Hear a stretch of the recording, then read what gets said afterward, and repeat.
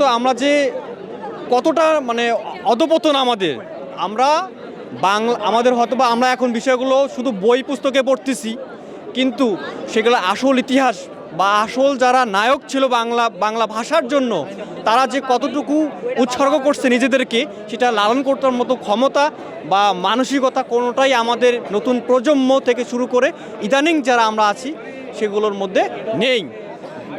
এইটা না হলে কখনোই এরকম একটা গুরুত্বপূর্ণ এরকম একটা অসামান্য স্থানে আমরা কখনোই কি জুতা পরে কিংবা গার্লফ্রেন্ড বয়ফ্রেন্ড নিয়ে আমরা সেটাকে অবমূল্যায়ন করতাম না।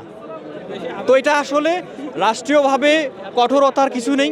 আমি যদি নিজেকে শুধরিয়ে নিতে বা নিজে থেকেই বাংলা ভাষাটাকে নিজের ভিতরে আত্মস্থ করতে না পারি, সেটা আসলে রাষ্ট্র বলেন আর কঠোরতা আইন বলেন, এগুলো দিয়ে আসলে কিছু হবে না।